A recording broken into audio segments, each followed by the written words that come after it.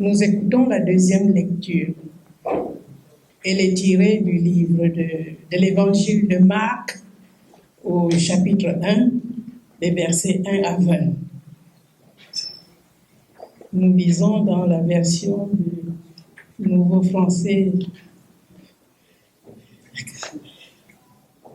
Commencement de la nouvelle de Jésus-Christ, Fils de Dieu. Dans le livre du prophète Ésaïe, il est écrit: Voici que j'envoie mon messager devant toi pour t'ouvrir le chemin. C'est la voix d'un homme qui crie dans le désert: Préparez le chemin du Seigneur, faites-lui des sentiers droits.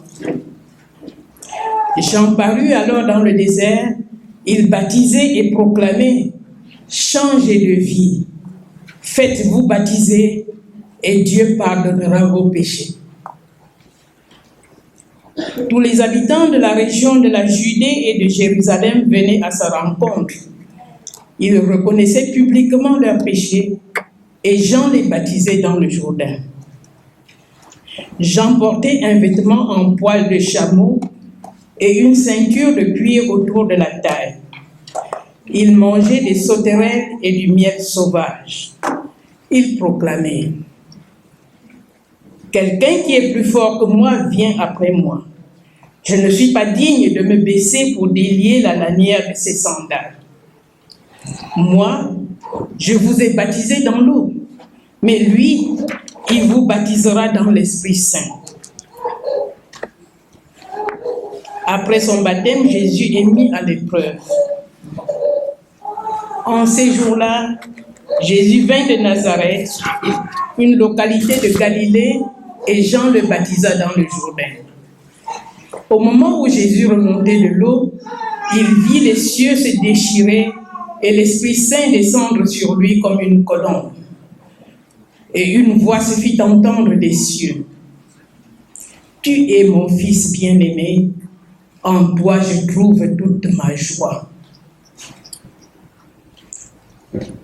Aussitôt après, l'Esprit le pousse dans le désert. Jésus y resta pendant 40 jours et il fut mis à l'épreuve par Satan. Il était avec les bêtes sauvages et les anges le servaient. Jésus annonce la bonne nouvelle. Après que Jean eut été mis en prison, Jésus se rendit en Galilée. Il y proclamait la bonne nouvelle de Dieu. Le moment favorable est venu, disait-il, et le règne de Dieu est tout proche. Changez de vie et croyez à la bonne nouvelle. Jésus appelle 4 pécheurs. Jésus marchait le long du lac de Galilée lorsqu'il vit Simon et son frère André. Ils étaient en train de jeter un filet dans le lac, car c'étaient des pêcheurs. Jésus leur dit: Venez à ma suite, et ce sont des êtres humains que vous pêcherez. Aussitôt, ils laissèrent leur filet et le suivirent. Jésus s'avança un peu plus loin et vit Jacques, le fils de Zébédée, et Jean, son frère. Ils étaient dans leur barque et réparaient leur filet. Aussitôt Jésus les appela. Alors ils laissèrent leur père Zébédée dans la barque avec les ouvriers et partirent à sa suite. Amen. Dès les premiers mots, l'évangéliste Marc évoque l'évangile, la bonne nouvelle, un joyeux message. Ce mot évangile fait partie des grands mots de la foi chrétienne. Et bien souvent, nous le prononçons sans trop nous poser de questions. Et pourtant, une question se pose. En quoi, exactement, ce message est-il encore pour nous joyeux? Encore une bonne nouvelle. Pour beaucoup de nos contemporains, le message semble plutôt austère ou un message d'un autre temps. Quand on voit ce qui se passe dans les églises, et le monde général, le monde religieux en général d'ailleurs, abus de pouvoir, faits de mœurs, menaces avec l'enfer, interdit sur interdit, violence exercée au nom de Dieu. on peut comprendre que pour beaucoup de nos contemporains, la foi, les religions, toutes les religions, les croyances, les messages religieux, tous sont suspects. On les rend responsables des guerres, on les rend responsables des violences. Et quand on voit dans les infos ce qui se passe, les meurtres au nom de Dieu, etc., les serments sur la Bible ou sur le Coran ou sur la Torah de certains dirigeants politiques, et on peut repenser à Trump quand il a été élu, avec tous ces pasteurs qui étaient autour de lui. Mais encore récemment, le 25 juin, on a pu voir aux informations que le nouveau Premier ministre grec a prêté serment sur la Bible avec les grands responsables de l'Église orthodoxe. On prend conscience que les sceptiques n'ont peut-être pas forcément tort. D'autre part, ce message joyeux rencontre ou cohabite avec d'autres messages qui semblent peut-être plus intéressants encore aujourd'hui. On peut penser aux messages qu'envoient les grandes entreprises qui développent des technologies qui repoussent toujours plus loin les limites de la vie sur Terre. Une vie toujours plus centrée sur la jouissance personnelle, sur l'individuel, et pourquoi pas une vie éternelle. Et pour beaucoup, ça semble plus joyeux que le message chrétien qui paraît, quant à lui, peut-être plus fade, plus puritain, moins séduisant quelque part. Et pourtant, encore aujourd'hui, il y a toujours des gens qui répondent à l'appel du Christ, comme jadis, comme on l'a vu dans le texte, et nous en serons témoins encore tout à l'heure. Encore aujourd'hui, des femmes, des hommes, des jeunes ou moins jeunes, trouvent leur joie en Jésus et en son message, qui est devenu pour eux un évangile, une bonne nouvelle. Oui, de ce message de Jésus et de sa personne émane une attirance qui rapproche les gens vers lui. Sinon, pourquoi, il y a 2000 ans, ces jeunes hommes, ces 4 pécheurs, auraient-ils suivi le Christ sans poser de questions, sans même connaître son message jusqu'au bout?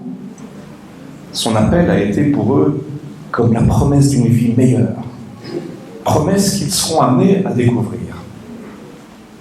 Chers amis, nous qui sommes là ce matin au culte, nous avons peut-être déjà entendu, peut-être même trop entendu, trop de fois, ce message. Ou peut-être qu'on vient ce matin au temple pour la première fois, mais au fond, quelque chose nous rassemble tous et nous habite.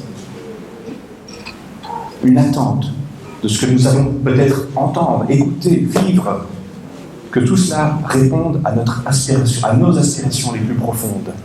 Qu'il y ait une promesse, et encore mieux que cette promesse puisse être tenue. Quand ces temps d'angoisse et d'incertitude qui traversent nos actualités de près ou de loin, nos réalités de vie individuelles, qu'il y ait là, aujourd'hui, quelque chose à quoi on puisse s'accrocher, quelque chose de stable, quelque chose qui puisse nous inspirer confiance et espérance pour l'avenir. Quelles sont les attirances et séductions exercées par ce message, cet évangile, cette bonne nouvelle? Comment se traduit-elle cette attractivité pour nous aujourd'hui? En quoi concrètement Jésus et son message peuvent-ils répondre à mes besoins? Je vois au moins 4 aspirations humaines qui trouvent une réponse dans ce joyeux message qu'annonce le Christ. Premièrement, c'est un peu bateau peut-être, ça fait un peu Miss France, Miss Monde même. Bien que beaucoup de mal soit commis, je crois que l'humanité aspire à la paix. Bien que l'histoire nous révèle le contraire, il nous est heureusement de plus en plus difficile aujourd'hui de supporter que des actes de guerre ou de terrorisme soient commis au nom de Dieu. Cette paix à laquelle nous aspirons peut être revitalisée, peut être baptisée par l'enseignement de Jésus.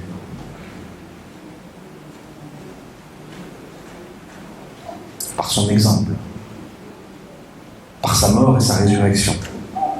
En effet, il nous enseigne une façon apaisée de vivre avec Dieu, une façon confiante, où il n'y a plus de place pour la violence. Nous comprenons alors que Dieu n'est pas violent à notre égard. Jésus lui-même l'a compris quand il a entendu ces paroles. Tu es mon fils bien-aimé. J'ai mis en toi toute ma joie. Ce sont des paroles de douceur, des paroles de tendresse, des paroles qui nous font entrer, nous aussi, dans la paix avec Dieu et avec nous-mêmes. Et ça nous donne aussi la force de la chercher avec ceux qui nous entourent. Deuxième attraction, nous avons soif d'être aimés et d'être reconnus pour ce que nous sommes, d'être pris en considération, d'être regardés. Jésus nous ouvre une voie vers celui qui est tout amour, et par fraternité nous permet d'accéder au statut non seulement de frères et sœurs, mais plus particulièrement celui de fils et filles de Dieu lui-même. En effet, ce Dieu ne nous rejette pas, bien au contraire. Comme il s'est réjoui de Jésus au moment de son baptême, de la même manière, il nous regarde, nous aussi, avec fierté, comme ses enfants. Et il se réjouit de notre existence. Quand Jésus annonce la présence du royaume de Dieu, c'est justement ça qu'il vient nous dire et qu'il veut dire. Dieu, le Très-Haut, créateur du ciel et de la terre, se rend présent pour notre bien et pour le bien de toute la création. Troisièmement, nous avons besoin de nous sentir en sécurité, de nous sentir à l'abri face à la mort, surtout en ces moments de crise successive où tout semble toujours plus incertain. Il y avait la paix gagnée au siècle dernier, au prix du sang, les décrets des droits humains qui s'appliquent plutôt de façon incertaine, inégale. Avec Jésus, grâce à Jésus, nous pouvons croire qu'il y a encore quelque chose à découvrir, peu importe notre âge. J'entendais lors d'un interview un chercheur allemand, un physicien, qui disait que quand on est scientifique, on croit qu'il y a toujours quelque chose à découvrir, que l'avenir est ouvert, l'avenir est intéressant. L'actualité nous l'a encore montré il y a quelques jours, par le lancement qu'il va avoir lieu, le lancement du télescope Euclide, qui va s'atteler à contribuer à déterminer l'origine de l'accélération de l'expansion de l'univers et la nature de la matière sombre. Alors, je n'ai pas tout compris, mais j'ai compris que c'était très important, que c'était des grandes nouveautés. Tout un programme. Et j'ai envie de dire qu'un même état d'esprit devrait être aussi celui du chrétien ou de la chrétienne. Un chrétien, une chrétienne peut croire qu'il y a encore des choses à découvrir, que la vie n'est pas finie, que l'avenir nous est promis, un avenir qui va au-delà de cette vie terrestre. Gardons vivante en nous cette curiosité, à l'image de la curiosité des enfants. Curiosité d'un enfant de Dieu. Quatrièmement, nous avons aussi besoin de connaître le sens de notre vie. Il y a un moment dans notre vie où on se pose toutes ces questions. Heureusement, on ne se pose pas la question toute la vie. Pourquoi sommes-nous sur cette terre? À quoi bon me lever le matin? Jésus nous dit, vous êtes là, parce qu'une volonté d'amour vous a fait. Un grand artiste vous a fait. Et les œuvres d'art n'ont pas besoin de justifier leur existence. Il suffit qu'elles existent. Vous voyez, chers frères et sœurs, chers amis, ces quelques raisons invitent à penser que Jésus et son message sont attirants et pertinents. Le réformateur Martin Luther, au XVIe siècle, a écrit à ce sujet, en expliquant comment se fait cette attirance. L'attrait exercé par Jésus, et il écrit « Il ne faut pas penser au bourreau qui traîne violemment le voleur à la potence, mais c'est une séduction gracieuse, comme celle d'un homme qui est aimé et estimé par tous et à qui tout le monde vient volontiers. » En d'autres termes, il ne s'agit pas d'une attraction par la force, par la violence, mais une attraction par la douceur. Ici, dans l'appel de Jésus par l'Évangile, il n'y a pas de place pour la violence, ni pour la brutalité, ni la contrainte. Il y a toute la place pour la séduction, la douceur, la tendresse, la beauté, la bonté. Il y a une force d'attraction toute naturelle qui s'exerce. Mais ce n'est pas non plus la séduction d'un gourou qui veut nous manipuler et nous faire des choses contre notre volonté. Non, notre volonté n'est pas étreinte. Martin Luther parle d'un être humain qui nous séduit, qui nous persuade, qui nous convainc, car il est aimable. Quelqu'un qui nous attire par sa gentillesse, sa façon positive d'être avec les autres. Sa façon d'être nous touche au plus profond de notre humanité et nous ressentons instinctivement que Dieu est présent dans sa manière d'être. Alors on peut retourner la phrase habituelle, on peut dire tel fils, tel père. Jésus nous montre bel et bien le vrai visage de Dieu. Tout cela est Dieu pour nous et pour tous les humains. Quelqu'un qui nous séduit, nous persuade par son amabilité, sa gentillesse, ses qualités relationnelles, son écoute, son sourire. Quelqu'un à qui on ne peut résister. C'est ainsi que Jésus nous a fait connaître Dieu, comme quelqu'un qui est comme lui. Ainsi, nous pouvons connaître Dieu comme notre Père aussi, savoir qu'il nous aime de tout son cœur et qu'il nous donne la force d'aimer à notre tour. Voilà une perspective qui peut réjouir nos cœurs.